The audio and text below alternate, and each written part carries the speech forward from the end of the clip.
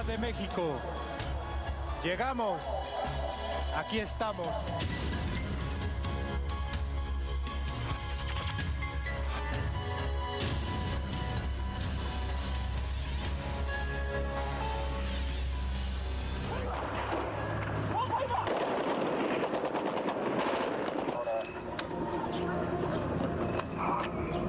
Where do they go? All they can do is stay at home and hope for the best.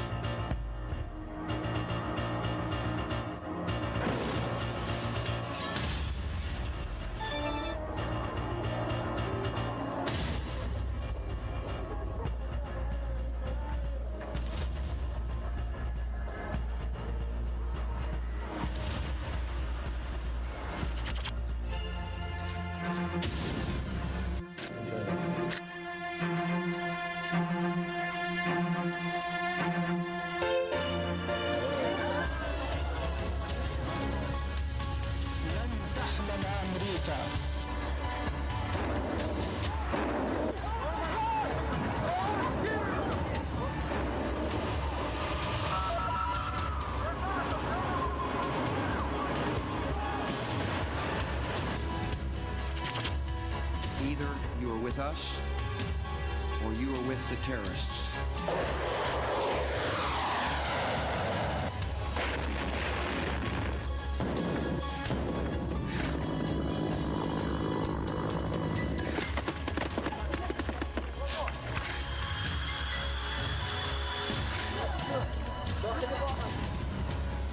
Nuestro país vive horas difíciles.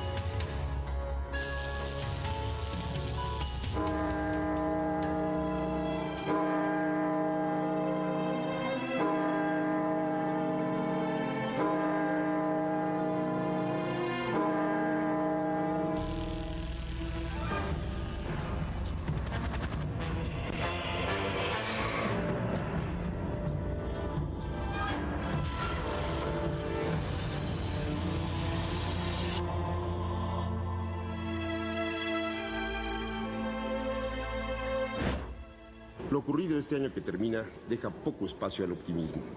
El nuevo siglo y con él el nuevo milenio muy pronto mostraron su mala cara. Este 2001 en su inicio daba a México y el mundo una esperanza de cambio, paz y prosperidad. Avances inigualables en ciencia y tecnología. La idea de que por fin vendría la prosperidad económica y la certeza de que no habría una nueva guerra mundial. Hoy, la realidad está muy por debajo de las expectativas generadas por este nuevo siglo. Hoy, el terror es de una brutalidad jamás vista, ni siquiera imaginada por el más delirante argumento cinematográfico. La guerra vuelve a ser el punto central de la política mundial, una guerra nueva, desconocida, en contra de un enemigo sin rostro, sin nacionalidad. En México tampoco se han cumplido las expectativas planteadas por el gobierno de la transición, por el llamado gobierno del cambio. La ofrecida paz en Chiapas no ha llegado y la promesa de una economía en crecimiento sigue siendo solo eso, una promesa. Y la inseguridad.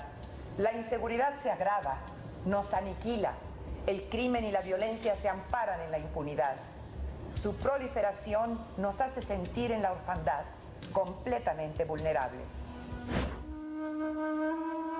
Pero la vida sigue, y con ella los avances de la ciencia, con ella los éxitos cotidianos de hombres y mujeres, con ella la carrera espacial, las marcas deportivas, las artes y la cultura. Y mientras haya vida, habrá la esperanza de construir mejores tiempos. Conocer los actuales es el objetivo de este recuento de noticias, las más importantes del año 2001. El año del cambio prometido, el año de la esperanza frustrada, el año en que perdimos la inocencia.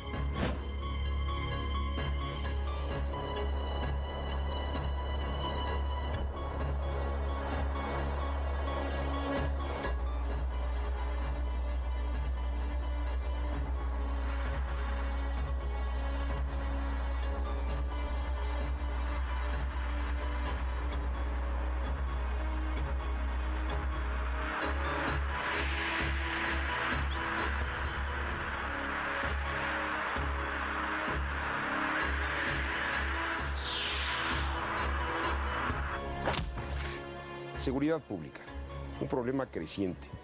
Un clamor popular que no fue satisfecho este año. Exigencia del ciudadano común, de inversionistas y de empresarios. Tema recurrente en campañas políticas y punto principal en la oferta del gobierno del cambio.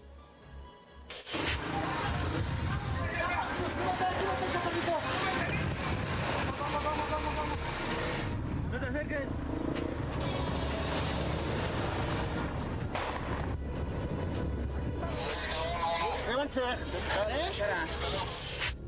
Estoy convencido que ninguna forma y ninguna reforma legal podrá por sí misma desalentar a los criminales potenciales, mientras no se incremente la eficacia de los medios de persecución que ofrece la autoridad.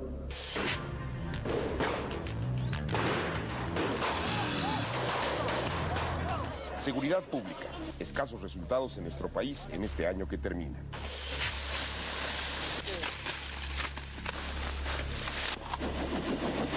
Este año la lucha contra el narcotráfico permitió el aseguramiento de 21 toneladas de cocaína, más de 1.723 toneladas de marihuana y casi 1 tonelada de heroína, morfina y goma de opio.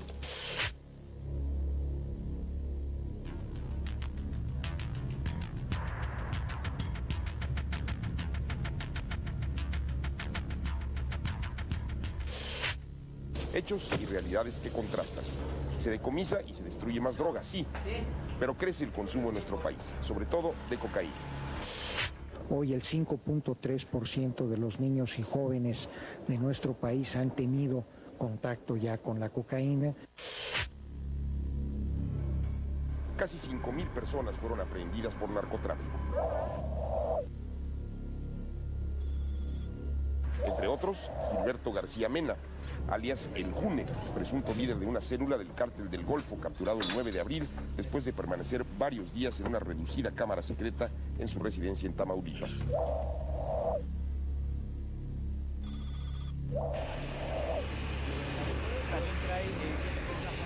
En Cancún fue detenido el 24 de mayo el exgobernador de Quintana Roo, Mario Villanueva Madrid. Se le acusa de colaborar con el Cártel de Juárez.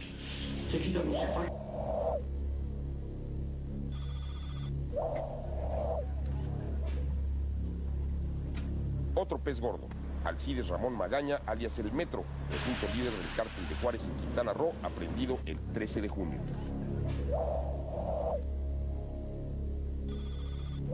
Este hombre, Humberto Rodríguez Bañuelos, alias La Rana, había cambiado de rostro por medio de la cirugía.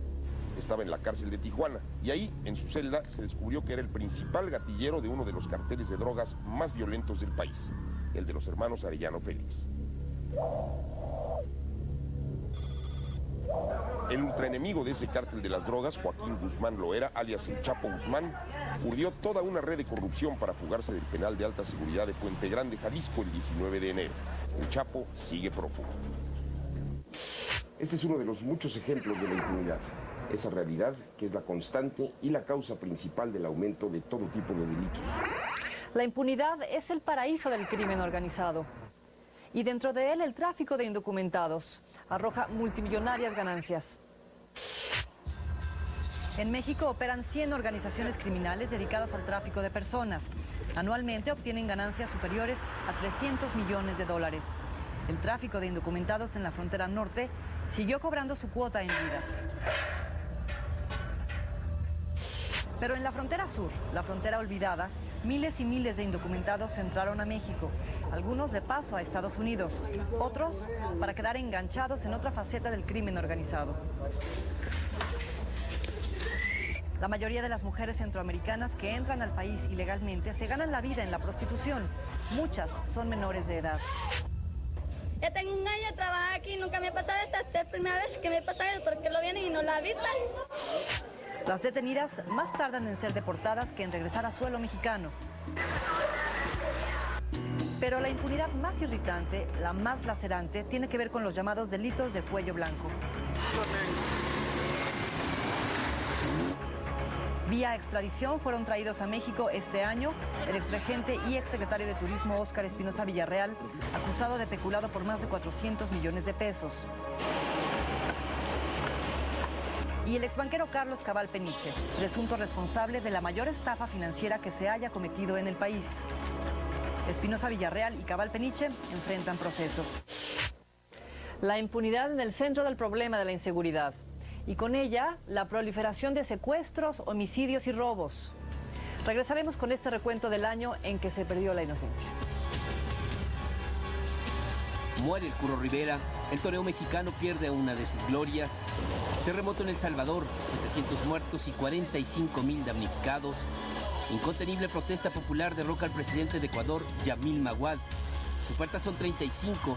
Los Cuervos de Baltimore barren a los Gigantes de Nueva York. Legendario Ray Charles anima el espectáculo. Muere a los 92 años Michel Marcel Navratil, el último sobreviviente del naufragio del Titanic.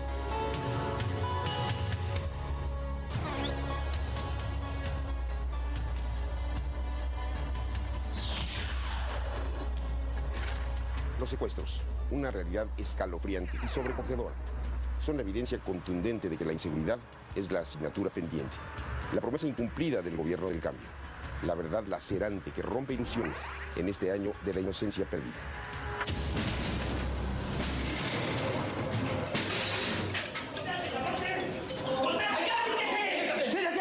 Somos Policía Ministerial de Estado de Hidalgo. Tranquilo. Somos Policía Ministerial de Estado de Hidalgo. Tranquilo. Ya estoy a salvo. El 22 de octubre es capturada la banda de los Colmenos, una de las 57 bandas de secuestradores detectadas en el país y acaso una de las más peligrosas. Aún así, la proliferación del secuestro siguió siendo el ejemplo más acabado de la impunidad. El mes de octubre nos dice que estaban en proceso o se habían realizado ya 256 secuestros a nivel nacional. Después de Brasil, México es el país donde se comete el mayor número de secuestros en el continente americano. En la Reunión Nacional de Procuradores de Justicia, celebrada en Sinaloa, se acordó la participación del Ejército en el combate a este delito. Hemos suscrito las bases de colaboración contra el secuestro, que establece acciones muy puntuales, como la creación del Grupo Nacional Antisecuestros. En la conformación de este instrumento se contó con la decidida participación de las Secretarías de Seguridad Pública y de la Defensa Nacional.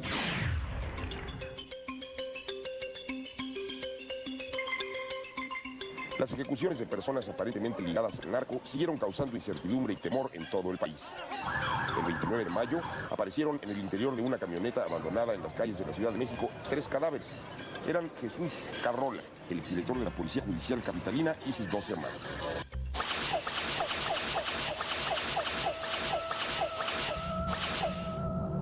Las muertas de Ciudad Juárez. Problema antiguo, pero no resuelto, que reapareció este año, el año de la inocencia perdida.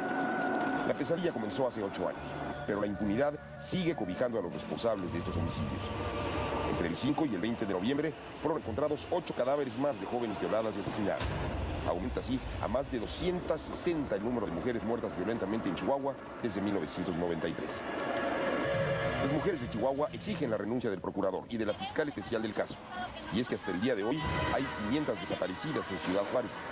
Las protestas subieron de tono en los últimos meses del año.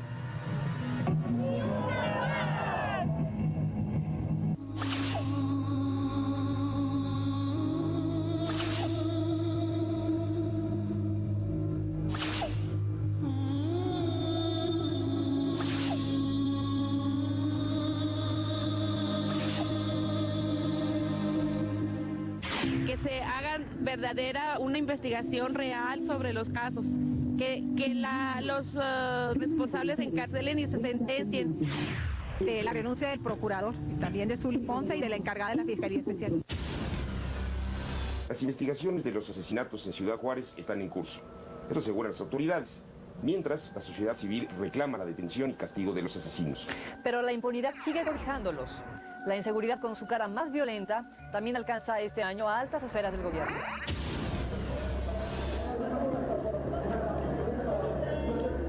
El gobernador de Chihuahua, Patricio Martínez, fue víctima de un atentado. Recibió un balazo en la cabeza. Fue trasladado al estado de Arizona, en Estados Unidos, donde se recuperó. La agresora fue detenida e identificada como Victoria Loya, ex agente de la Policía Judicial. En Sinaloa parece que la muerte tiene permiso. En este año se cometieron 524 homicidios, 24 secuestros y más de 2.800 vehículos fueron robados. El 19 de octubre fue asesinada en la Ciudad de México la abogada Digna Ochoa, defensora de los derechos humanos. 3 tiros pusieron fin a su vida en el interior de su despacho. Hasta el momento no hay pistas firmes para identificar a los asesinos materiales e intelectuales. Hay algunos avances, todavía no los estamos dando a conocer, ¿no? Pero sí hay ya algunos avances, ¿no?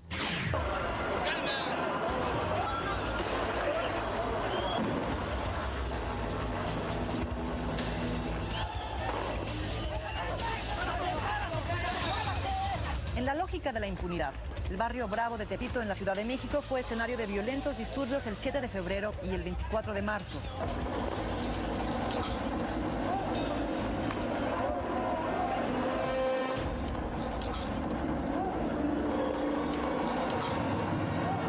Refugio de delincuentes, pero también blanco de abuso y extorsión policíacas, la gente de Tepito se rebeló contra operativos anti-Fayuca realizados por la Policía Federal Preventiva. El saldo, un menor de edad muerto y 3 agentes heridos. El policía responsable del homicidio salió libre bajo fianza. Lo mismo ocurrió con la lideresa de los comerciantes ambulantes. Tal es el dramático recuento de la inseguridad, uno de los reclamos más sentidos de la ciudadanía. Una promesa todavía incumplida por el gobierno del cambio. Una muestra más de que este año ha sido el de la inocencia perdida. Regresamos con más de este norte. En Cuernavaca se casa la actriz Kate del Castillo y el exfutbolista Luis García. Científicos completan por primera vez la secuencia del genoma humano.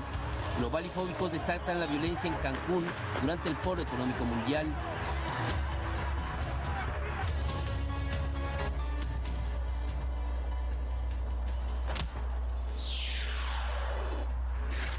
En este año que termina también hay historias de heroísmo, de solidaridad humana, de ayuda a los que menos tienen, así como descubrimientos científicos que ofrecen soluciones a enfermedades mortales, pero que en ocasiones chocan con principios éticos.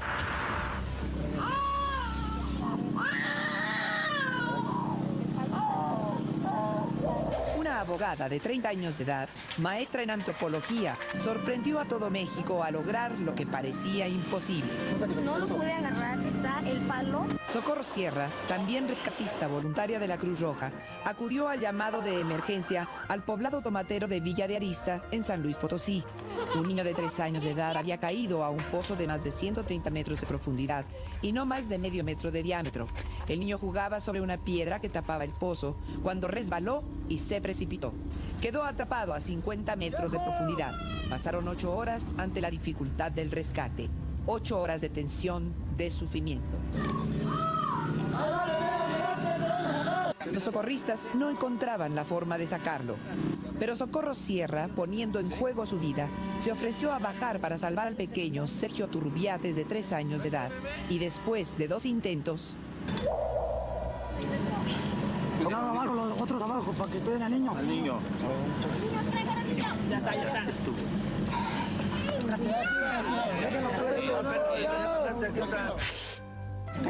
Una historia de valor, de heroísmo, que queda registrada en los sucesos de este primer año del siglo XXI. En el primer intento no se pudo, pero me decidí y el segundo lo realicé, ¿no? Historias de negligencia médica y burocratismo en hospitales estuvieron en primer plano aquí en la Ciudad de México y en varios estados de la República Mexicana. Casos como el de Yasmín Teresa Patricio Rosas, quien peregrinó en una ambulancia por más de 10 horas durante la madrugada, buscando, sin éxito, algún hospital público que quisiera atenderla. El argumento de la Secretaría de Salud del gobierno capitalino es que no se puede estar en los 26 hospitales de la ciudad al mismo tiempo. En el ámbito de la salud, los principales acontecimientos del año han tenido que ver con la llamada medicina del futuro, aquella que implica la manipulación de los genes y, por otro, la creación de tejido que es capaz de hacer las funciones de un órgano.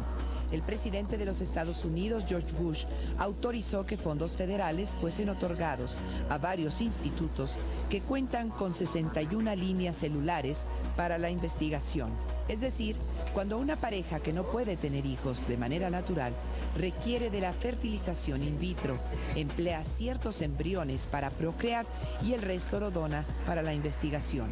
Las empresas autorizadas podrán manipular las células madre para el desarrollo de diversos tipos de tejido que podrían ser la respuesta para encontrar la cura de enfermedades como la diabetes, el Alzheimer, los infartos del corazón y muchos otros padecimientos que hoy en día ocupan los primeros lugares como causa de muerte en México y el resto del mundo. Se pueden producir células de corazón que incluso laten, y estos podría ser un gran avance para el tratamiento de la enfermedad cardiovascular. Y uno de los acontecimientos médicos que mayor condena generó en la comunidad internacional fue el intento de clonación de un ser humano. El 25 de noviembre se publicó que la empresa de los Estados Unidos, Advanced Cell Technology, logró crear células madre al quitar el material genético de un óvulo y poner en su lugar el núcleo de otra célula.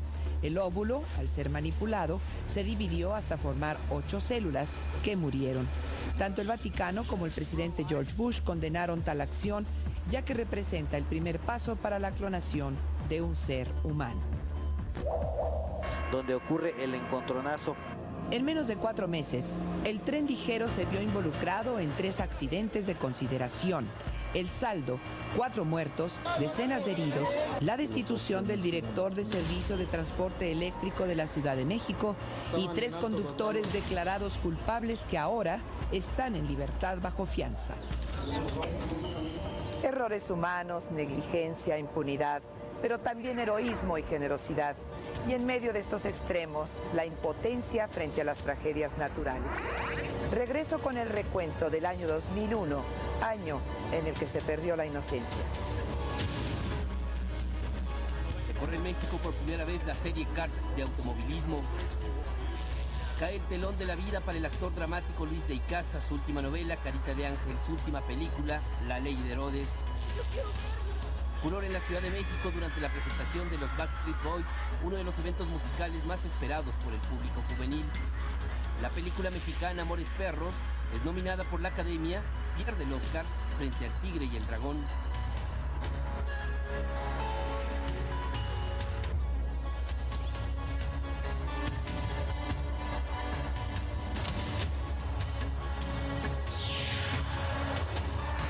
La llegada del año 2001 dejó un mal sabor de boca a los 3.500 habitantes de los 38 municipios que rodean al volcán Popocatépetl.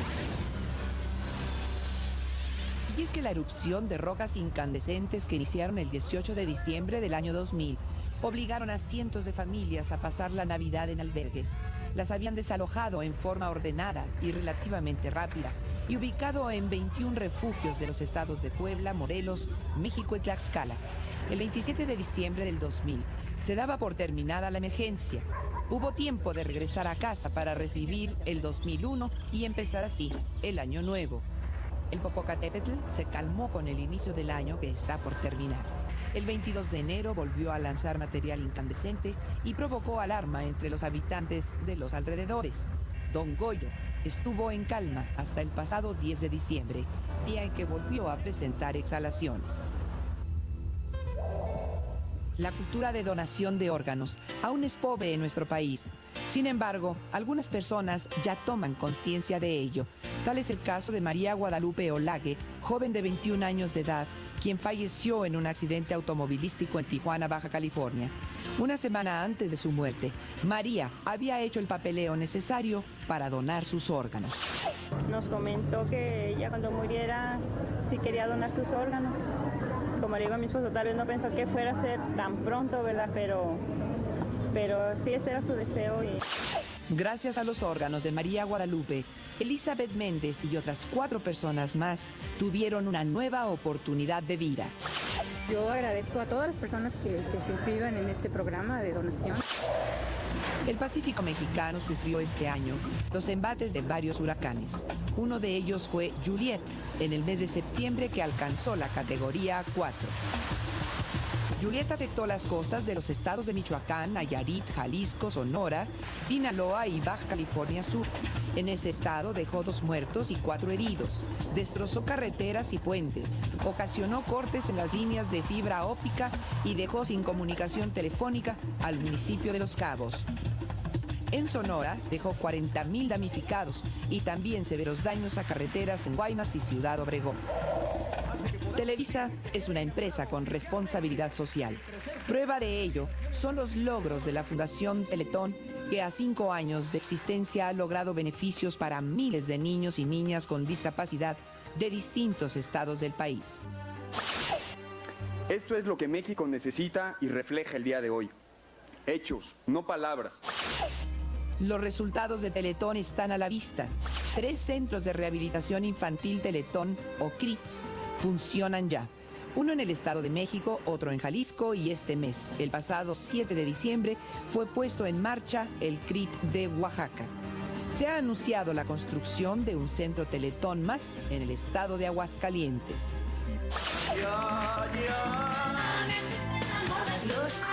Por el quiero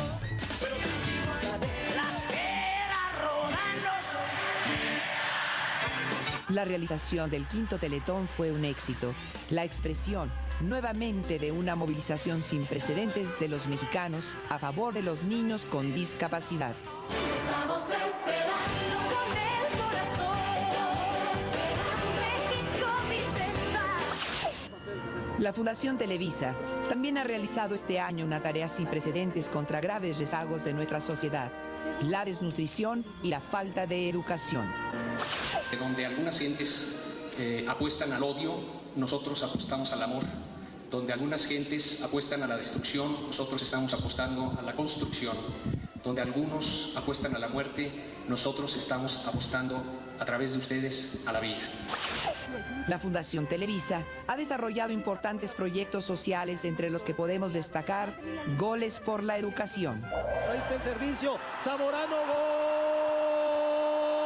15 computadoras más. Y Goles por la Nutrición, con lo que se ha llevado el beneficio de la alimentación adecuada a 30 comunidades, es decir, a 8.928 mexicanos.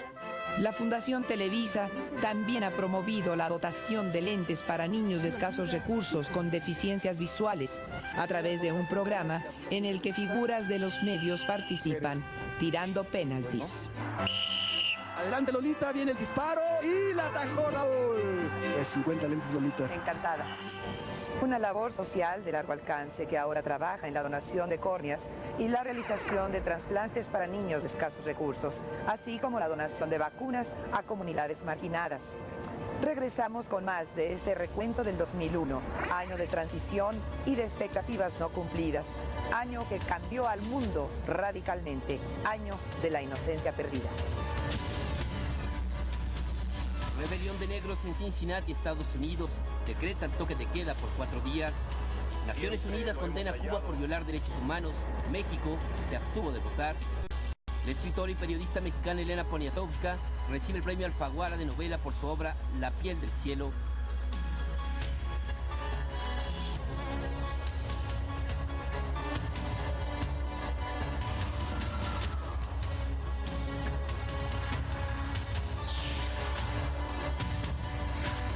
Este año que termina no inició el 1 de enero.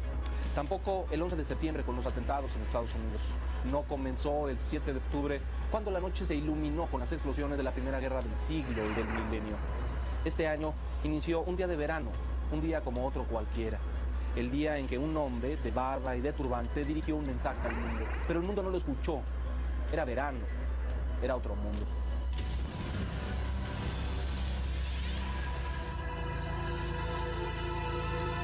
فإن جهاد الأمريكان وإن قتال الأمريكان هو من صميم الإيمان. الكفر الذي قد طغى وعم على أرض الإسلام لا سبيل لدكه إلا بالجهاد وإلا بالرصاص وإلا بالعمليات الاستشهادية. Hoy sabemos que aquellas palabras no eran solo el mensaje de un fanático religioso cualquiera, sino la advertencia, el anuncio siniestro de un terrorista consumado que cumplió su amenaza. No sabemos por qué aquel mensaje fue menospreciado por el destinatario al que claramente iba dirigido, ni por qué lo ignoró la mayoría del pueblo estadounidense. Quienes sí lo conocían y de muy cerca eran los servicios de inteligencia de las potencias occidentales, especialmente la CIA y el FBI en Estados Unidos.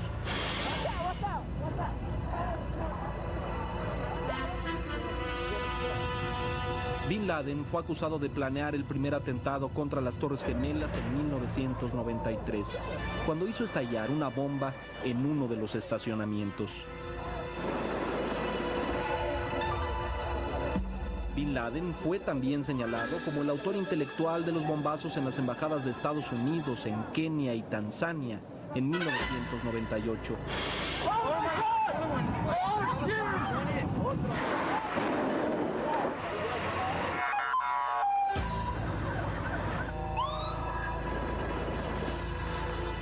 Las imágenes del Martes Negro, el día que el mundo presenció uno de los actos más sobrecogedores de la historia reciente. 2 horas con 2 minutos de terror marcaron el inicio de una nueva era impredecible en sus consecuencias. En ese lapso, 4 aviones comerciales fueron secuestrados por terroristas suicidas y estrellados con precisión cronométrica, casi quirúrgica, contra los símbolos del poderío financiero y militar de los Estados Unidos. La amenaza cumplida, el ataque consumado, el imperio del terror tomó posesión y detrás de los símbolos y de las instituciones, el luto humano. En Nueva York eran las 8 de la mañana con 45 minutos cuando el vuelo 11 de American Airlines se impactó en la torre norte del World Trade Center. 18 minutos después, el vuelo 175 de United Airlines se estrelló en la torre sur, el infierno en las alturas. La trampa mortal había sido activada. Los pocos afortunados lograron salir. Otros veían llegar la muerte y optaron por una escalofriante salida.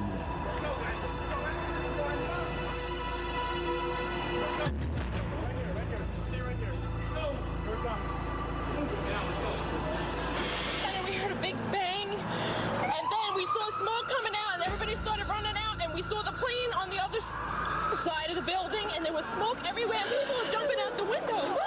Get in, walk to the back! Get in, walk to the back! He was right behind me. He might have gone back in the... Oh my God, thank you, thank you, thank you.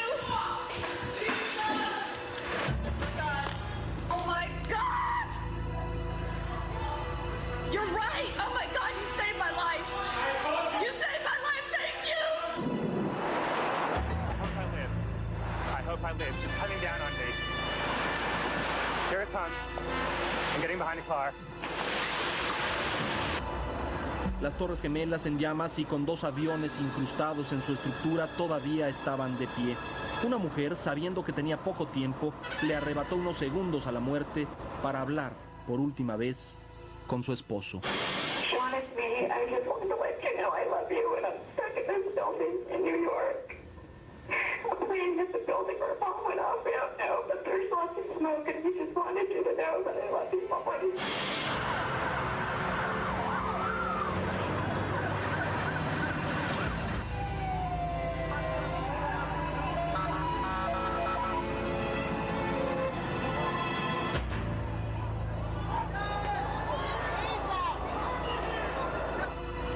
En el derrumbe quedaron atrapados bomberos y policías. Se comunicaron con el exterior a través de radios y celulares. Caos en Nueva York y la tragedia llegaba a Washington. Eran las 9 de la mañana con 43 minutos. El vuelo 77 de American Airlines, otra aeronave secuestrada, se impactaba contra el Pentágono, corazón militar de la nación más poderosa del planeta.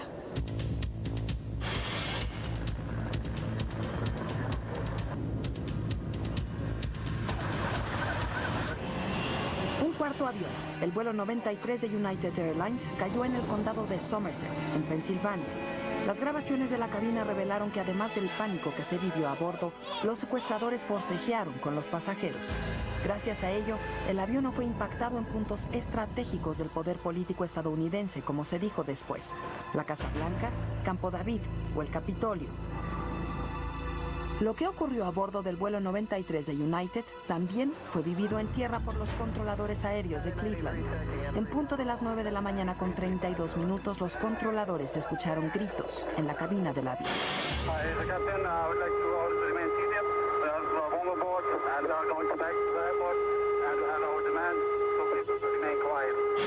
Los familiares de los pasajeros confirmaron lo que se grabó en esa cabina.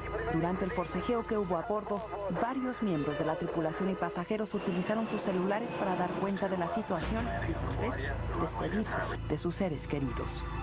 He was on the phone with her for 15 minutes. It seems like initially he was doing some play-by-play with her of what was going on and calling in just to let her know about what was going on and see if there was anyone on the ground who knew anything. And he told her that a few of the passengers had decided they were going to jump on the hijacker with the bomb.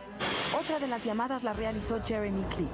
Se comunicó con su esposa para decirle que el avión había sido tomado por varios terroristas. I told him to go ahead and do it.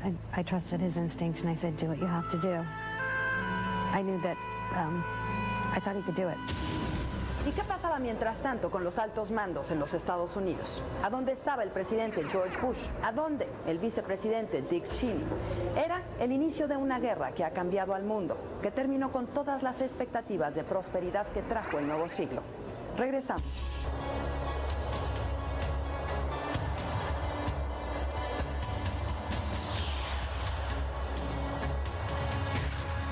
Durante la emergencia por los atentados del martes 11 de septiembre se implementó en los Estados Unidos un sistema de seguridad especial para proteger al vicepresidente Dick Cheney, a su esposa y a la primera dama, la señora Laura Bush. Today we've had a national tragedy. Two airplanes have crashed into the World Trade Center in an apparent terrorist attack on our country. El presidente Bush operó desde el Air Force One. El avión presidencial bajó en una base militar y en horas de la tarde regresó a Washington. A las 12 horas del fatídico martes, algunos aeropuertos suspendieron actividades. Minutos después, todas las terminales aéreas de Estados Unidos cerraron sus puertas por vez primera en su historia. Pero seguía latente la amenaza de un nuevo atentado terrorista.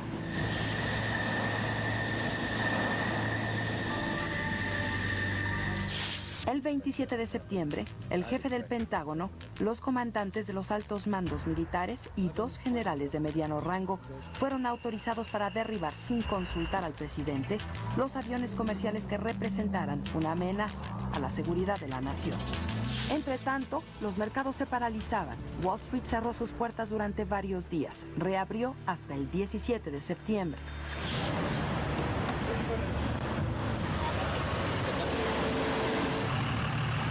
México y Canadá reforzaron la seguridad tanto en sus principales ciudades como en las fronteras que ambos comparten con Estados Unidos. Los líderes del mundo condenaron enérgicamente los atentados terroristas en los Estados Unidos, desde el primer ministro británico Tony Blair y el Papa Juan Pablo II hasta Fidel Castro, Muammar Gaddafi, líderes a quienes Estados Unidos ha ligado constantemente con el terrorismo internacional. Solo Irak evitó pronunciarse al respecto. Los atentados en Nueva York y Washington dejaron un saldo de 3.879 personas muertas. El mismo día de los atentados terroristas, las autoridades estadounidenses implantaron un impresionante dispositivo para detectar a los culpables de los ataques. Se trató del más grande operativo montado por el FBI desde el asesinato de John F. Kennedy en 1963. Los Estados Unidos, lo dijeron así, asumían los atentados como una declaración de guerra. It's the way they see it. You can't see it any other way, whether legally that is correct or not. And we've got to respond as if it is a war. And we've got to respond in the sense that it isn't going to be solved with a single counterattack against one individual. Una maleta abandonada en el aeropuerto de Boston se convirtió en la primera pieza del rompecabezas. Esta maleta pertenecía a Mohamed Atta, quien abordó en el mismo aeropuerto el vuelo 11 de American Airlines que se estrelló en la torre norte del World Trade Center. Dentro de la maleta, los investigadores encontraron un escrito con plegarias, exhortaciones e instrucciones para el encuentro con la muerte. Con base en esos datos, el FBI reveló los nombres de los 19 presuntos aeropiratas. Al menos 9 de ellos tenían nexos con Arabia Saudita y una docena había vivido en Florida. Mientras contaba a sus muertos y ya con la vista puesta en Osama Bin Laden y su red terrorista Al-Qaeda establecida en Afganistán y protegida por el gobierno de ese país, Estados Unidos echó a andar su poderosa maquinaria de guerra. Comenzó a planear la represalia bajo el nombre de libertad duradera. El gobierno llamó a 35,000 reservistas para cuidar su territorio. Bush fue autorizado por el Congreso para usar la fuerza y acabar con el terrorismo, con los países que lo apoyan y con el terrorista más buscado del mundo. El presidente quería a Osama Bin Laden a cualquier precio. Wanted, dead or alive. El mismo día en que Bush dirigió ese mensaje, Osama Bin Laden envió un comunicado en el que negó haber sido autor de los atentados terroristas del 11 de septiembre. El gobierno de Kabul, el gobierno de los talibanes, finalmente decidió cobijar y proteger en su territorio a Osama Bin Laden. Estados Unidos lanza el ultimátum para la entrega de Bin Laden. La movilización de la maquinaria de guerra para cercar a Afganistán fue el preludio de lo que sería el combate sin tregua al terrorismo. Partieron hacia la zona 30,000 soldados, 30 buques, más de 300 aviones de combate, más de 25,000 comandos de fuerzas especiales y 4 portaaviones. En el plano diplomático se arma una coalición internacional que incluye a países musulmanes como Arabia Saudita. A pesar de que el gobierno de Islamabad dio su apoyo a Estados Unidos, la población musulmana manifestó su rechazo y desacuerdo. Pero el terror siguió dislocando a la Unión Americana con la aparición del Anthrax. En oficinas estratégicas del país y en otros puntos de la nación se sumaron los contagios, que según las últimas investigaciones habría sido generado por un estadounidense. El enemigo estaba en casa. La maquinaria de guerra estaba aceitada. El mundo esperaba en vilo el momento en que empezaría la nueva guerra. Y el mundo ya era otro. Regresamos después de esta pausa con la nueva guerra, con este recuento de hechos del año del cambio, el año de la inocencia perdida.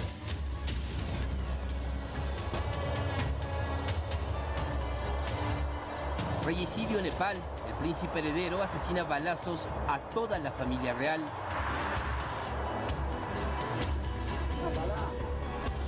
La muerte le ganó a Zorba el griego. Hollywood llora a Anthony Quinn. Los mariachis callaron para Amalia Mendoza, la Tariacuri, la de la voz y el sentimiento. Adiós a Jack Lemmon, actor de oficio, el hombre que encarnó al hombre común en la pantalla grande. Un equipo mexicano llega por primera vez a la final de la Copa Libertadores. Cruz Azul pierde con el Boca Juniors, otra vez los penales.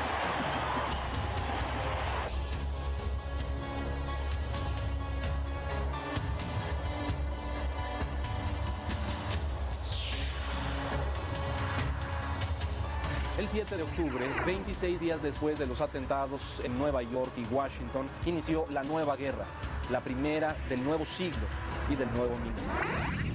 La misión, derrocar al gobierno de los talibanes en Afganistán, gobierno que albergaba y daba protección a las redes terroristas de Al-Qaeda y a su líder, Osama Bin Laden.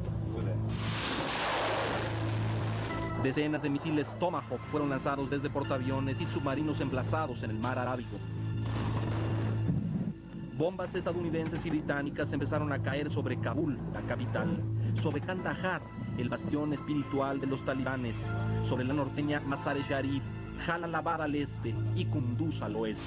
La Alianza del Norte, una milicia opositora a los talibanes que solo controlaba una pequeña parte del norte afgano, aprovechó los bombardeos estadounidenses para reiniciar su ofensiva. 2 días después de iniciada la guerra, Osama Bin Laden aparecía en un mensaje grabado. Llamaba al mundo musulmán a la guerra santa, la yihad, y amenazaba con continuar la tormenta de aviones sobre Estados Unidos. Las bombas estadounidenses apuntaban a blancos militares, pero sus bombas inteligentes caían por igual sobre objetivos civiles.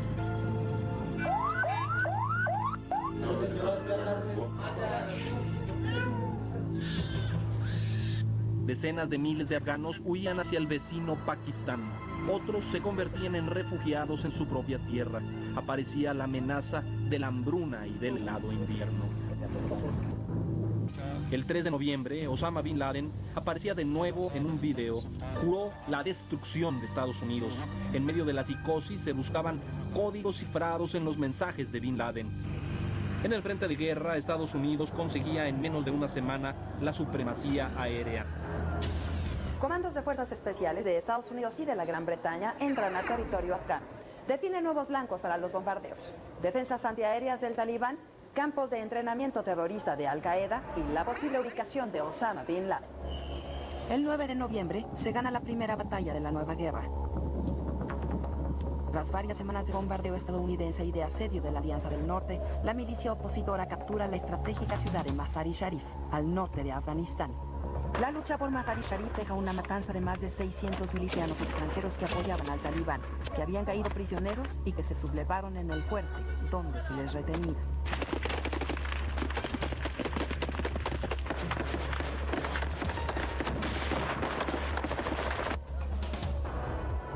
El 10 y el 11 de noviembre las milicias aliancistas arrebatan a los talibanes las ciudades de Herat y Taloqán.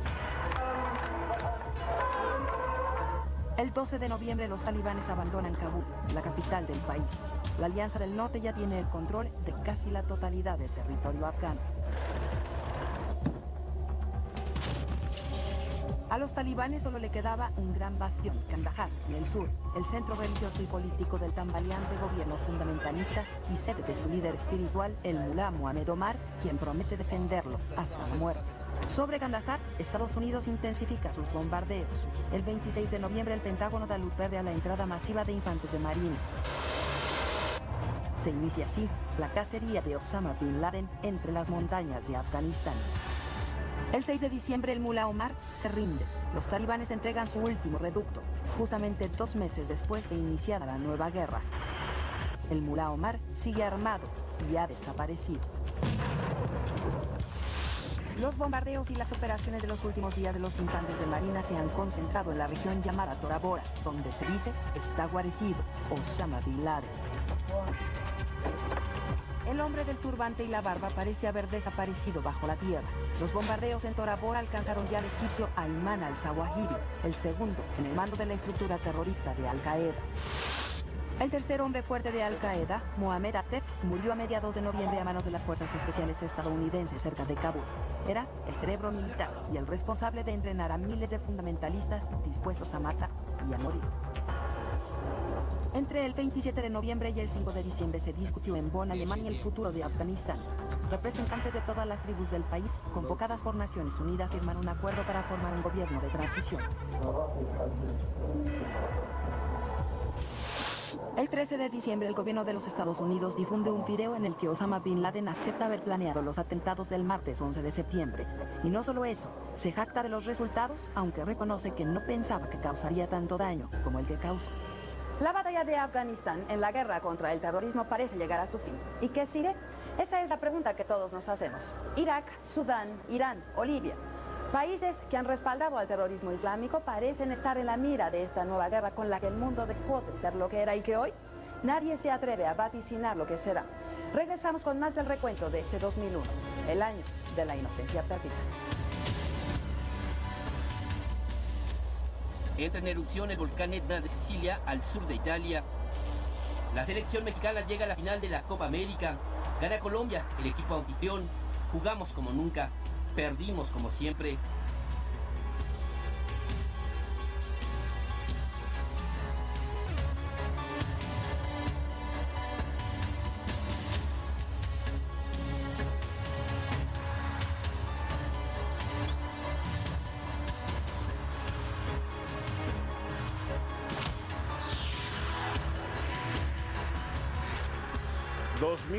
Año de la transición, pero no del cambio.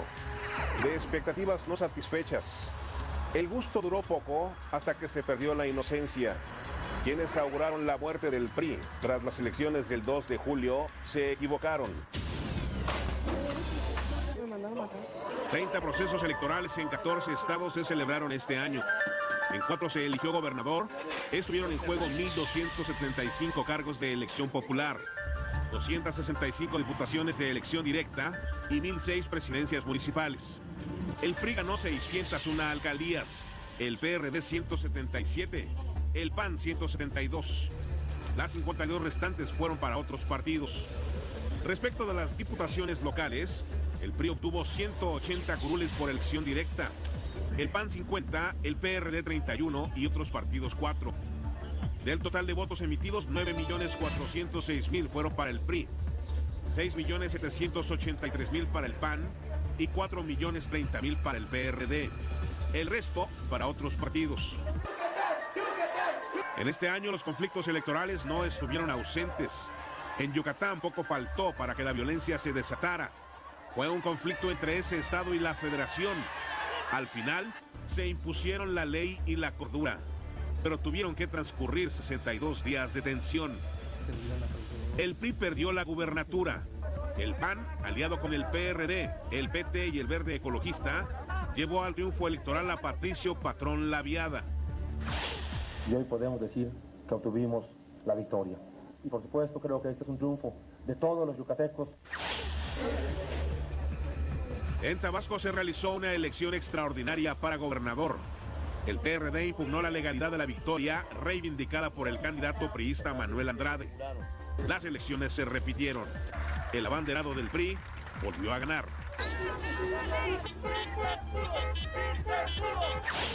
Pero confiamos que con esta diferencia de votos no quede lugar a duda de nuestro triunfo.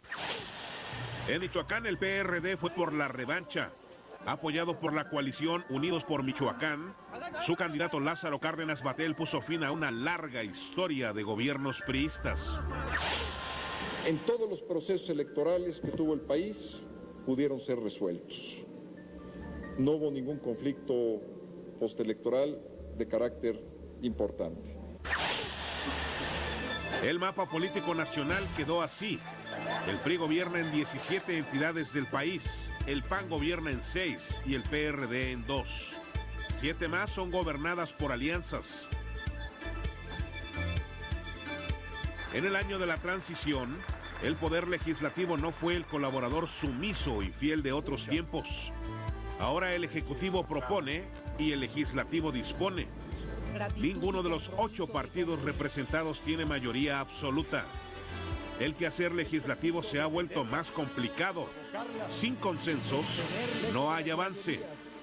Se ha acusado al Congreso de provocar parálisis legislativa e ingobernabilidad. La Coparmex asumió el papel de juez y calificó con 5.6 el trabajo de los diputados. En la calificación se muestra lo que a juicio de los empresarios en todo el país afiliados a la Confederación Patronal de la República Mexicana, ha sido su desempeño en la aprobación de las más importantes iniciativas. Pero en defensa de la tarea legislativa también se levantaron diversas voces. Esa calificación me parece que no se ayuda para que podamos ir construyendo una relación de concordia. En los últimos 12 meses, la Cámara de Diputados aprobó más de 45 dictámenes para modificar la Constitución y crear nuevas leyes. En esa tarea esencialmente política, los colaboradores del presidente no se distinguieron por sus habilidades para cabildear en su favor. Ante esto, el Ejecutivo llegó a asumir el papel de operador político, de su propio operador político.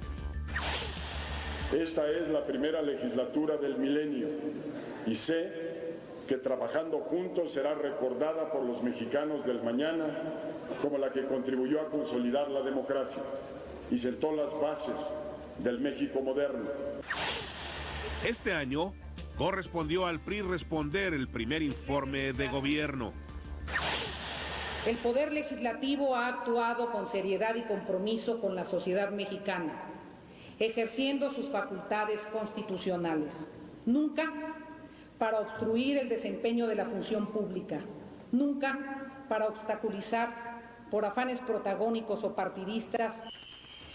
Tales son los nuevos tiempos: contrapeso o parálisis, democracia o autoritarismo con otros rostros.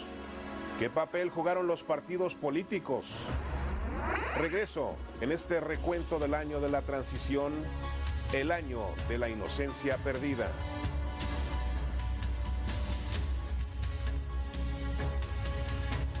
La reina madre de Inglaterra remonta el siglo, cumple 101 años. Fue de bronce, pero parecía de oro. Es el Mundial de Atletismo en Edmonton, Canadá. Ana Gabriela Guevara, presente. La nave espacial Génesis de la NASA inicia un viaje de 32 millones de kilómetros.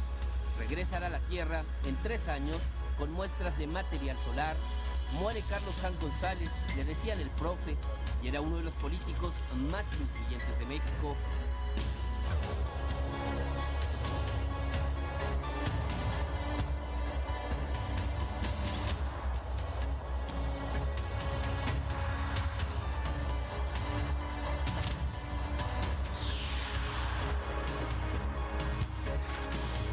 En el año de la transición no solo hubo escándalos y tropiezos en el ámbito legislativo. Los partidos y otros actores políticos también dieron la nota.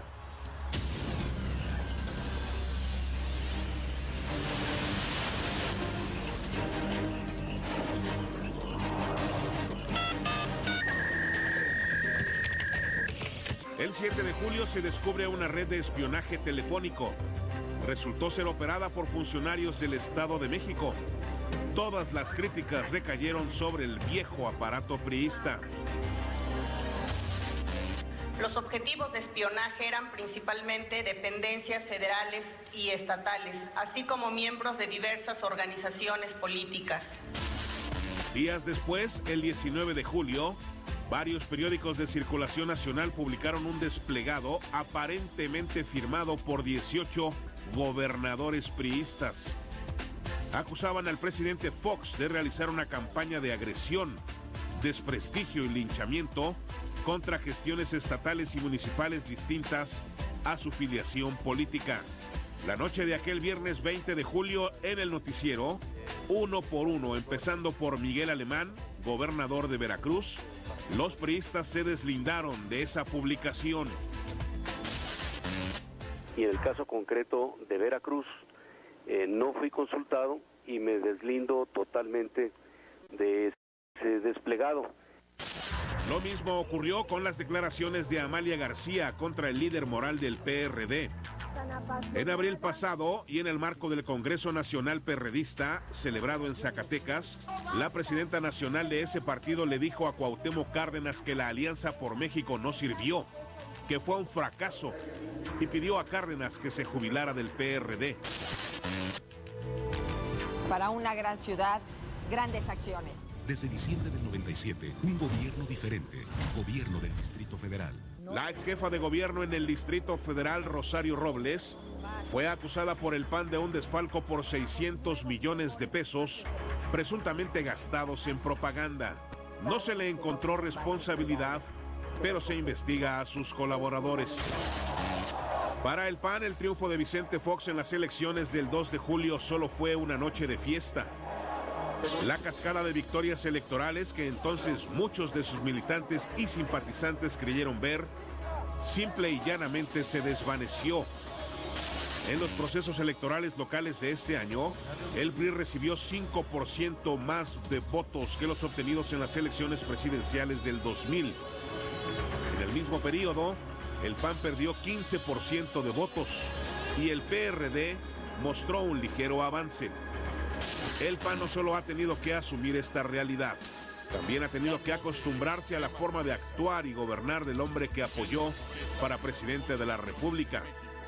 Apenas el domingo 9 de diciembre, en la Asamblea Extraordinaria del Blanquiazul, el presidente Fox dijo a los panistas que requería de su apoyo para el éxito de su gobierno.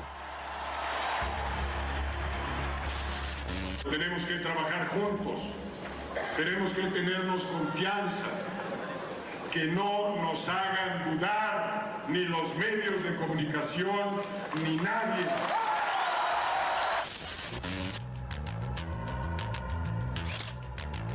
Este año los escándalos del PAN tienen nombre y apellido.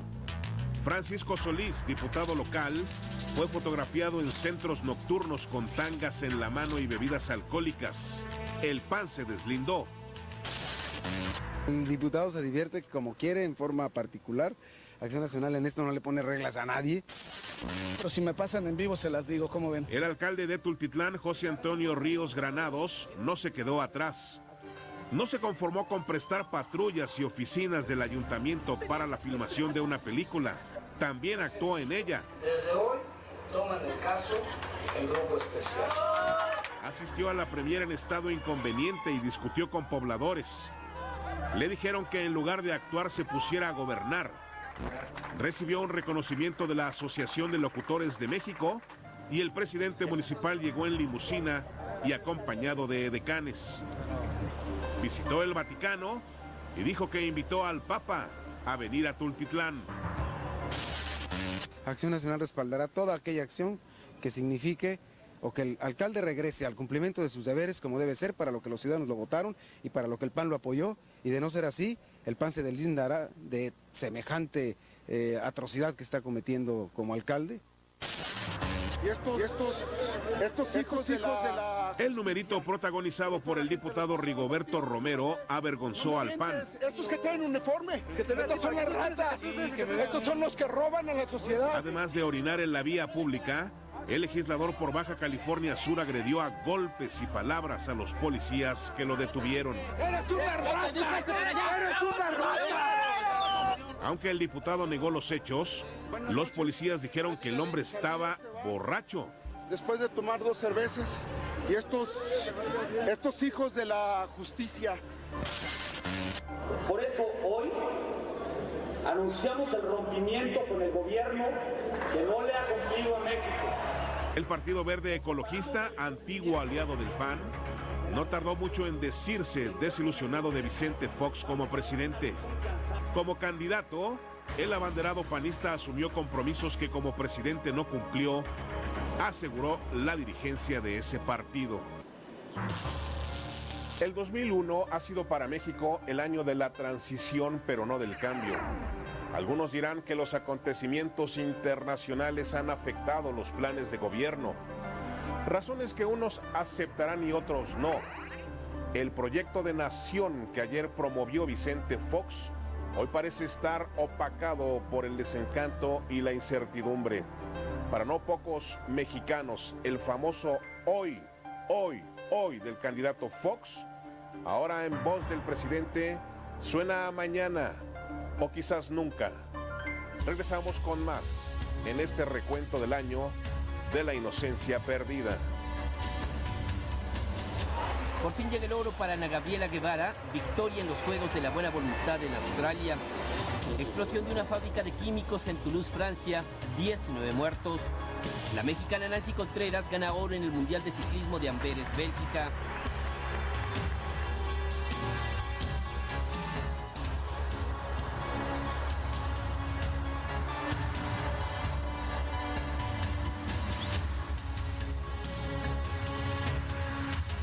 Este año en lo político tal vez solo cambiaron las formas.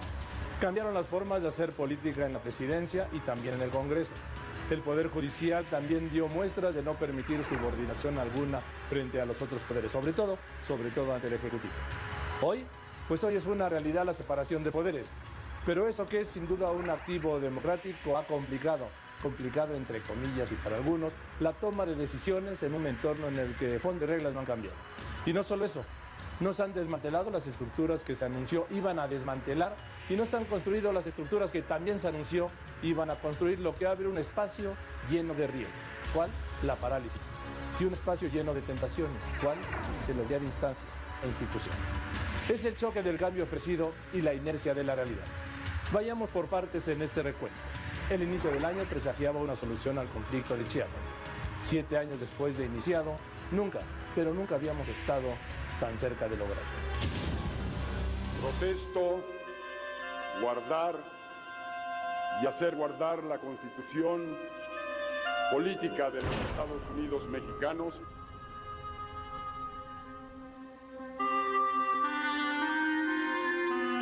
En Chiapas serán las acciones, no las palabras huecas, el eje vertebral de una nueva política federal y presidencial que conduzca a la paz.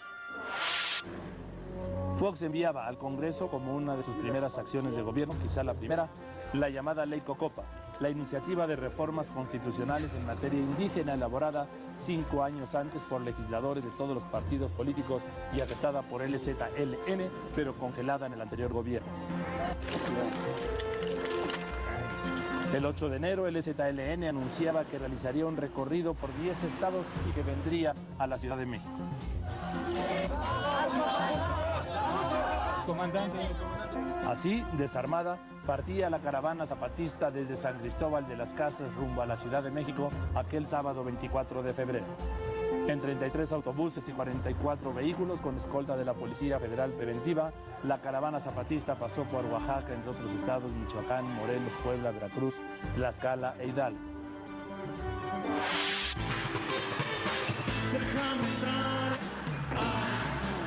En apoyo a las señales de paz enviadas por el LZLN y el gobierno, el sábado 3 de marzo se realizó el Concierto por la Paz en Chiapas, una iniciativa de las 2 principales televisoras de México.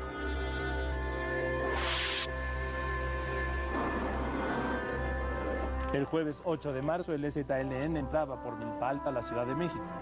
Ahí en Milpa Alta, Marcos concedía a Julio Scherer una entrevista exclusiva para la revista Proceso y Televisa. Entrevista que fue transmitida en la víspera de la entrada del LZLN al Zócalo capitalino.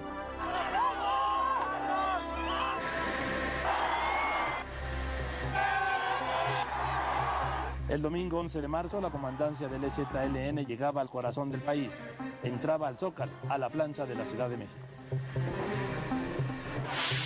Es la hora de que el Fox y a quien sirve escuche y nos escuche. ¡No están solos! ¡No están solos! Pero el Congreso le cerraba el acceso al salón de plenos. También en este momento estoy enviando.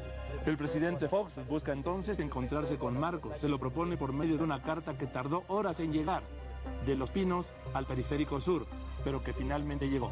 Lo que no hubo fue respuesta. Una carta del señor Fox. El miércoles 21 de marzo, la comandancia zapatista entra a la ciudad universitaria. Ahí le informan que el Pleno del Congreso, en la Cámara de Diputados, le ha abierto la tribuna. Y todos esperaban ver, oír a Marcos en aquella tribuna, pero la más alta tribuna del país fue ocupada por la comandancia indígena. Fue un movimiento estratégico de Marcos. El diálogo de paz se reanudaba aquel miércoles 28 de marzo. A una señal de paz y no responderemos con una señal de guerra.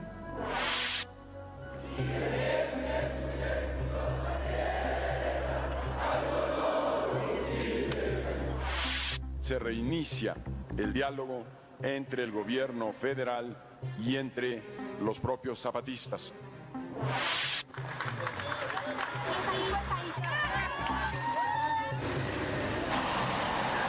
Con cambios en aspectos como los de la autonomía de los pueblos indios, el Congreso Federal y la mayoría de los congresos locales aprueban las reformas constitucionales en materia indígena. Entran en vigor el 14 de agosto. El LZLN rechaza la llamada ley indígena. Se rompe el diálogo o se rompe el no diálogo. No hay solución. La paz en Chiapas estuvo muy cerca, pero se desvaneció. Quizá nunca llegó. Los indígenas cumplen y aplican los acuerdos de San Ángel.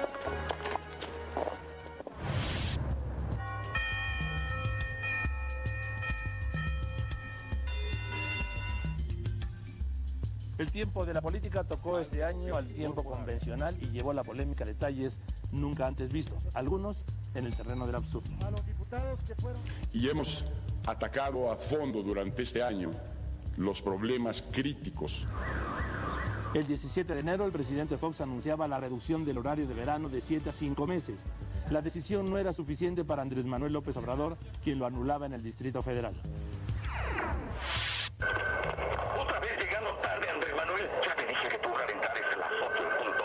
Lo siento, don Juan, pero como vengo de otra delegación, mi reloj dice que son las 8 y no las 9. La polémica dio lugar a burlas como esta presentada en el programa sabatino Fox en Vivo, Fox Contigo. López Obrador sometió el asunto a la Suprema Corte. Finalmente, sí se aplicó el horario de verano en la Ciudad de México, pero de 5 meses. Y la Corte resolvió que el Congreso de la Unión es el que tiene que decretar los horarios. La búsqueda de un nuevo estilo y la permanencia de las viejas reglas han impedido acuerdos con un Congreso en el que ninguno de los partidos políticos, expresión de sabiduría del pueblo mexicano, ostenta la mayoría absoluta. En esta circunstancia, sigue atorado un asunto crucial para este país, la reforma hacendaria y dentro de ella, la reforma fiscal, la reforma del Estado también. Que mienten aquellos. El martes 3 de abril, el presidente envió al Congreso la iniciativa de reforma hacendaria y fiscal. La iniciativa incluye la polémica propuesta de aplicar el 15% de IVA a alimentos y medicinas, productos que hasta ahora y están todavía exentos de ese impuesto. Para evitar un impacto negativo en los sectores más pobres, el gobierno propuso mecanismos para regresar, les dijo, completo y copeteado el impacto del IVA. La oposición en el Congreso se ha negado a aprobar el cobro del IVA en alimentos y medicina. Y entre los obreros, el no al IVA fue consigna y bandera constante en el Día del Trabajo.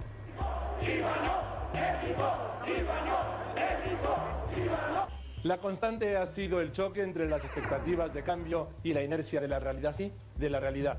Realidad que no alcanzó este 2001, el año de la inocencia perdida. Regreso con más de este reporte.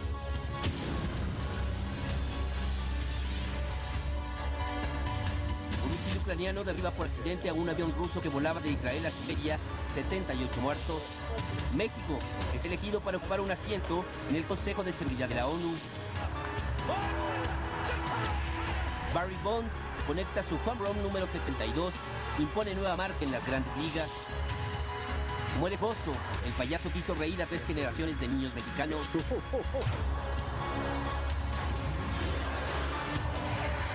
La siempre difícil, compleja, a veces traumática, pero siempre durísima vecindad entre México y Estados Unidos vio con esperanza este año la llegada a la presidencia de México y de Estados Unidos de dos hombres similares en muchos aspectos.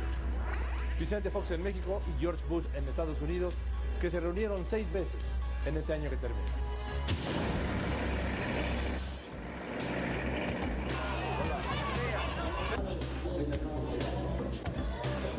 El primer encuentro fue el viernes 16 de febrero en México, en el rancho del presidente en San Cristóbal, allá en Guanajuato.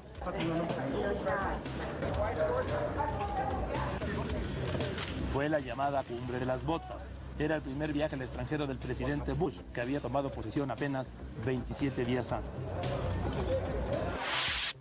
We are welcoming a new day in the relationship between America and Mexico. Después, el 5 de septiembre, la visita oficial a Estados Unidos del presidente Fox. El presidente de México llegó a Washington con una petición más concreta: regularizar la situación de 4 millones de mexicanos indocumentados antes de que terminara este año que está terminando. Que no haya para entonces mexicanos indocumentados en Estados Unidos. 6 días después, el 11 de septiembre, termina una era violentamente e inicia otra incierta. Los atentados terroristas trastocan todo. También los términos de la nueva relación México-Estados Unidos. El ánimo de júbilo y cercanía queda por momentos atrás. Bush reclama a Fox, su socio y amigo, apoyo incondicional. Primero ante la tragedia, después en la guerra declarada al terrorismo. El 4 de octubre, después de una polémica interna respecto al apoyo que debía ofrecerse a Estados Unidos, el presidente Fox viaja a Washington a dar personalmente condolencias y su respaldo al presidente Bush.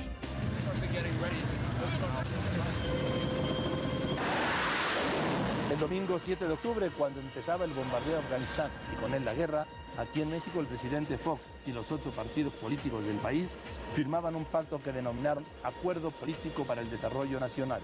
Entre los compromisos asumidos, sacar adelante las reformas fiscal, eléctrica y del Estado, entre otros. Desde el punto de vista aeronáutico, la mejor opción fue Texcoco. Una decisión largamente aplazada y finalmente tomada puede ser ejemplo de las complicaciones que plantean los nuevos tiempos si no se asumen con oficio político. El 22 de octubre se decidió que el nuevo aeropuerto de la Ciudad de México sería construido en Texcoco.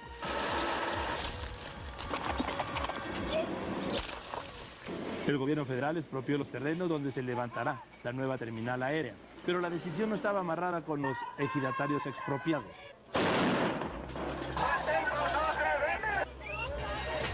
Los ejidatarios bloquearon calles, tomaron la presidencia municipal y promovieron amparos.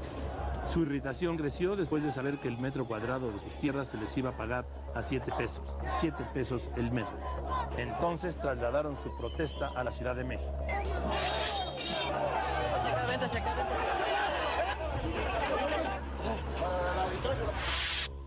Necesito que siga la luna de miel, no me divorcien. Eso pedía el presidente Vicente Fox a los medios de comunicación a la mitad de su primer año de gobierno. 4 meses después, el divorcio parecía inevitable. Hemos estado bajo una metralla impresionante de ataques por una sarta de babosadas que no tienen la menor importancia para nuestro país. El 3 de noviembre, el presidente Fox hablaba así de las críticas periodísticas a las que estaba sometido, él y su gobierno. Ni se crean que me van a tumbar a mí con críticas de periódicos. El enfrentamiento con la prensa sacó chispas durante 3 días. Pero en términos generales ha sido una crítica certera. Lo importante es que exista y se defienda la libertad de expresión. Aquí la crítica al presidente Fox es que no ha cumplido con lo que prometió. El martes 6 de noviembre, también en el noticiero de Televisa, el propio presidente Fox le puso fin a la polémica. No es que esté en contra de la crítica, al revés, me sirve muchísimo para hacer mejor las cosas. Misas a las que asistieron los políticos. Un político que prohíbe a su hija adolescente la lectura de Aura de Carlos Fuentes. Otro que su tarea es la diplomacia, pero que dice a los cubanos que están ardidos.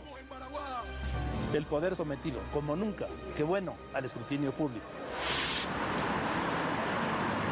El 18 de junio se destapa el escándalo de las toallas y las sábanas de Los Pinos. Cada toalla las había de 4,000 pesos. Es totalmente erróneo difundir que se ha pagado más de lo necesario. Este hombre, Carlos Rojas, el coordinador administrativo de la presidencia, termina renunciando. En realidad, lo cesa, lo arroja. El lunes 2 de julio, justo al cumplir 1 año de su triunfo electoral, y el mismo día de su cumpleaños, el presidente Fox se casa por civil con su vocera Marta Sagún. Los declaro unidos en mi... Fue una ceremonia más que íntima, privada, sorpresa, con apenas invitados. Fue una decisión que se llamó sorpresiva después de meses de comentarios, especulaciones y fotos sobre su relación. En la segunda semana de octubre, el presidente realizó una larga gira por Europa y Asia. El viaje dio mucho que hablar. En España, el presidente hablaba así de su asistencia a la cena de gala ofrecida por los reyes Juan Carlos y Sofía. Pues yo voy a llevar mis botas vaqueras de charol, las primeras que se fabrican en el mundo. Pero los reproches subieron cuando en Valladolid, España, en pleno Congreso de la Lengua Española, Vicente Fox cambió el nombre a uno de los clásicos de la literatura contemporánea. De Simón Bolívar a José Luis Borges. Y así, en pleno ojo del huracán, llegó la visita de Estado al Vaticano.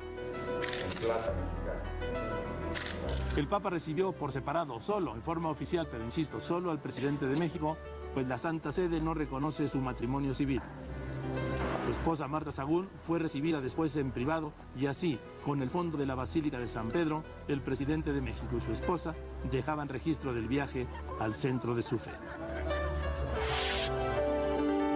El domingo 21 de octubre, con un concierto del músico inglés Elton John en el Alcázar del Castillo de Chapultepec, Marta Sagún anunciaba la creación de la fundación altruista Vamos México. Una mesa de 10 lugares en el evento de gala costaba $1,000,000. Grupos que se oponían a la realización del concierto en un edificio histórico realizaron protestas. Así, en este contexto de transición, que no de cambio del todo, transcurrió este 2001, el año de la inocencia perdida. Seguimos en un momento con más de este recuerdo.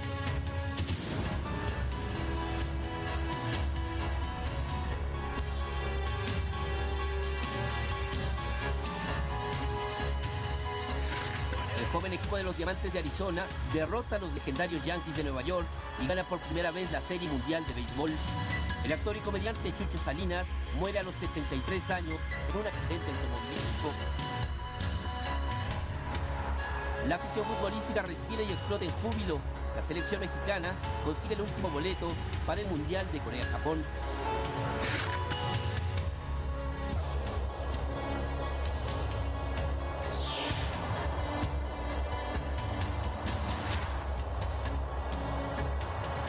El 2001 fue un mal año en materia económica. Apenas unas semanas fueron necesarias para que los mexicanos nos diéramos cuenta de que este año también tendríamos que posponer nuestras esperanzas de gozar una economía vigorosa que genere empleos y desarrolle el mercado interno. Se nos dijo que la economía podría crecer a tasas de 7%, pero este año el crecimiento económico será nulo.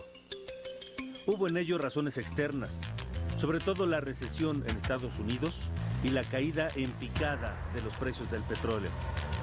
Pero también razones internas, como la falta de consenso para aprobar la reforma hacendaria y dentro de ella la fiscal.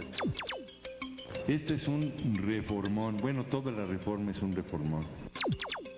El gobierno pretendía ingresar a sus arcas poco menos de 140,000 millones de pesos. Pero ni los partidos políticos ni la ciudadanía acabaron por aceptarlo. El escritor Carlos Fuentes advirtió al presidente Fox que pondría una pesada lápida a las intenciones fiscales del gobierno. El libro es símbolo, es esperanza, es belleza, es experiencia. El libro requiere protección e impulso, no gravamen. El libro rechaza el innecesario lastre del IVA.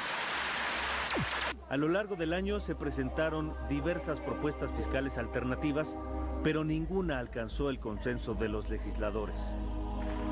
Así, 8 meses después de presentada la propuesta de reforma hacendaria, nada está claro en la materia. La economía estadounidense comenzó a mostrar debilidad desde finales del 2000. Nunca fue más claro aquel refrán que asegura que cuando a Estados Unidos le da gripa, a México le da pulmonía. Las consecuencias fueron directas y contundentes. El gobierno de Estados Unidos, que durante el 2000 subió 3 veces sus tipos de interés, durante el 2001 tuvo que flexibilizar dramáticamente esa política, buscando afanosamente una reactivación económica. Los golpes terroristas fueron, en ese sentido, devastadores. En septiembre, el mes de los atentados, el comercio exterior de México con Estados Unidos presentó una caída de 11.4%. La esperanza de crear 1.350.000 plazas laborales al año quedó muy atrás. El desempleo, que inició el año con 1.90% según el INEGI, en el mes de octubre tocaba la puerta al 3%, con tendencia a aumentar. En esta compleja gama de combinaciones, el campo mexicano comenzó a encenderse. A 10 años de su privatización, los 59 ingenios azucareros del país produjeron más azúcar de la que requería México y de la que se podía exportar. Algunos empresarios se negaron a pagar las deudas adquiridas con los campesinos cañeros, que reclamaron airadamente 4.500 millones de pesos de la zafra 2000-2001. Las protestas llegaron a la Ciudad de México, bloqueos a las secretarías de Economía, Hacienda y por supuesto de Agricultura. Y aquí el gobierno tiene que asumir su responsabilidad de convocar a los actores y de plantearles un camino de solución. El 3 de septiembre, 2 días después del primer informe de gobierno del presidente Fox, se expropiaron a 27 de los 59 ingenios existentes en el país. No se podía responsablemente estar aportándole dinero a este hoyo negro financiero. Pero el campo no es solo dulce. Otros productores de granos básicos también tuvieron que salir a las calles de la Ciudad de México en demanda de una pronta atención a sus problemáticas. El petróleo comenzó el año en $20.45 por barril, $5 por debajo de la cotización que tenía la mezcla mexicana en el momento en que Vicente Fox tomaba las riendas de este país. Entre el 5 de enero y el 5 de diciembre, el precio del petróleo mexicano había caído casi 25%. Entre el 24 y el 30% de lo que capta el fisco lo representa ese hidrocarburo. El gobierno presentó en noviembre la propuesta de presupuesto para el año entrante. En la iniciativa original, el Poder Ejecutivo contempla un precio promedio del barril de petróleo de $17 durante todo el año entrante, cosa que resulta insostenible. Estaríamos hablando de casi 30,000 millones de pesos que hay que ajustar a la baja del presupuesto. El 10 de diciembre entró a la Cámara de Diputados el proyecto ajustado del presupuesto. Su aprobación sigue pendiente en la Cámara de Diputados. Este año, entre tanto, el Banco Nacional de México, Banamex, decidió aceptar la oferta de compra por parte de la estadounidense Citigroup, uno de los conglomerados financieros más poderosos del mundo. Y lo que estamos haciendo ahora es integrarnos a un campeón global, a un campeón mundial. En medio de este panorama hay avances. Las tasas de interés cayeron a niveles históricos. La inflación se mantuvo muy baja durante todo el año y la inversión extranjera creció. Pero en general no hubo buenos resultados económicos este año. Y en el bolsillo del ciudadano común queda solamente la frustración de las expectativas no cumplidas.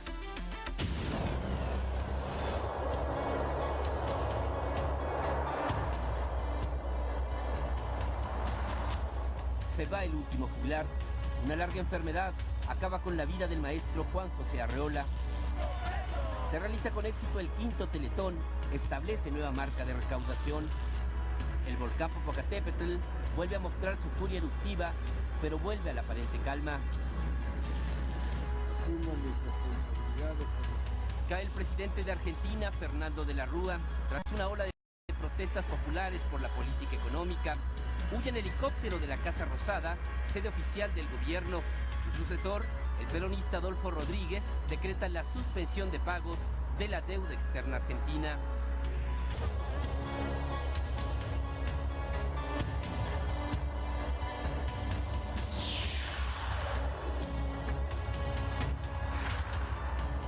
Al finalizar este año 2001, se puede hablar de antes y después de los atentados del 11 de septiembre.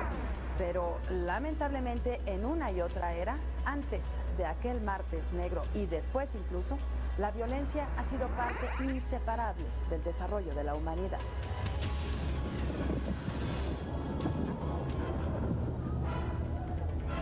Israel llora el peor atentado terrorista de su historia. 3 kamikazes palestinos cargados de dinamita se hacen explotar en Jerusalén y en Haifa. 28 jóvenes mueren, más de 200 sufren heridas graves. Israel responde con fuego. Aviones y helicópteros bombardean la sede de la Autoridad Nacional Palestina. Yasser Arafat es acusado de terrorismo. El proceso de paz se rompe en 1000 pedazos justo cuando el mundo observa con preocupación la guerra en Afganistán y espera ataques a otros países dentro de la cruzada contra el terrorismo. George Walker Bush, do solemnly swear. I, George Walker Bush, do solemnly swear. George Bush se convierte en el primer presidente estadounidense del siglo XXI, después de 36 días de batalla judicial por la Casa Blanca.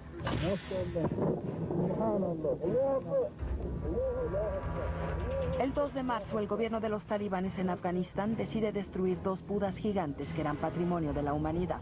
Fue esa la primera vez que George Bush puso sus ojos en Afganistán y en su intransigente gobierno.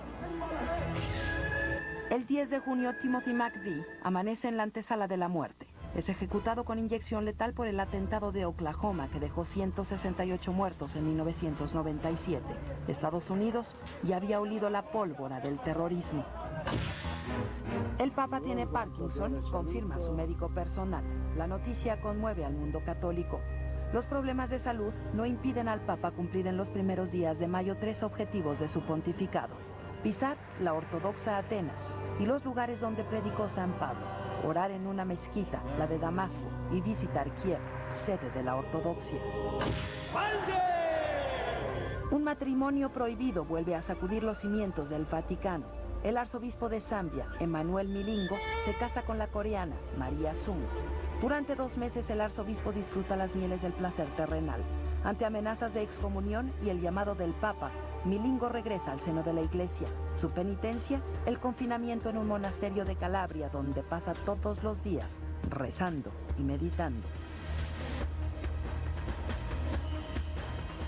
Antes o después de los atentados del 11 de septiembre, la violencia es parte indisoluble de este año que quiso ser de paz y prosperidad y que hasta ahora sigue sin dar una muestra firme del verdadero cambio. Un avión espía norteamericano es obligado a aterrizar en China. Pekín mantiene a sus 24 ocupantes como rehenes. La crisis termina 11 días después. En marzo, la Casa Blanca se doblega y pide disculpas oficiales al gigante asiático. Otros ojos se cansaron de mirar la Tierra. 5 horas bastaron para terminar con 15 años de investigación espacial. La estación orbital Mir, el último símbolo de la gloria espacial soviética, es destruida. Mientras sepulta a la Mir en el fondo del mar, Rusia rescata en agosto al submarino nuclear Kursk. Un año después de la tragedia se realiza el reflotamiento y soldados rusos navegan el gélido mar de Barents y lanzan flores a los 118 tripulantes muertos.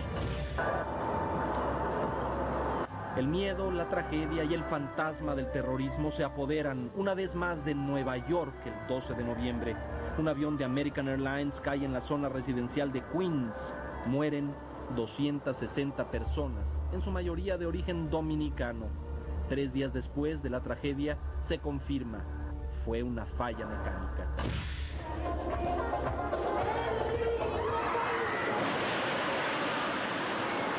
Mayo fue el mes de la peor catástrofe civil en la historia de Israel.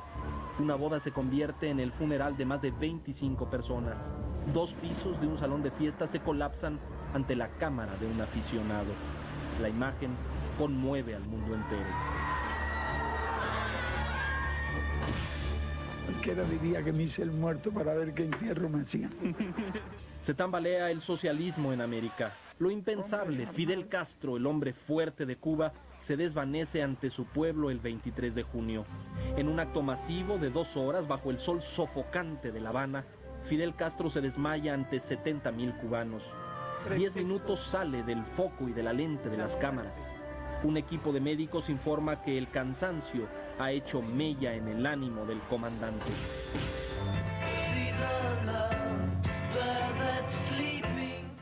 El 29 de noviembre, el Beatle místico George Harrison es derrotado por el cáncer en la residencia de unos amigos en Los Ángeles, California. Murió como vivió, con gratitud y mística. Este 2001, para que todas las prometedoras expectativas que el nuevo siglo había despertado rodaran por tierra. Y con el panorama delineado en este recuento de las noticias más importantes del año, los augurios para el 2002 no son muy alentadores. ¿Y qué sigue? ¿Hacia dónde vamos? Primero como país, pero después, ¿hacia dónde va el mundo? Esa es la pregunta que se hace usted y que me hago yo, que nos hacemos todos y que hoy difícilmente podemos responder. Lo que parece inevitable es que la guerra y el terrorismo, que no son lo mismo, pero que causan el mismo daño, estarán en el centro de la política internacional y conformarán un mundo totalmente distinto al que apenas hace 4 meses conocíamos y sobre el que son pocas, muy pocas las certezas. La economía en México y el mundo seguirá atorada. La locomotora estadounidense quizás empieza a jalar muy avanzado el año entrante. ¿Y acaso en lo interno podremos encontrar mejores formas para ponernos de acuerdo y dar un uso más efectivo a nuestra flamante democracia? Reflexionar con usted sobre lo ocurrido este año y tener información para planear lo que sigue ha sido el objetivo de este recuento noticioso del año en que se perdió la inocencia. A nombre de todos y cada uno de quienes trabajamos en Noticieros Televisa, nuestros mejores deseos de paz, salud y bienestar para el año que está por empezar.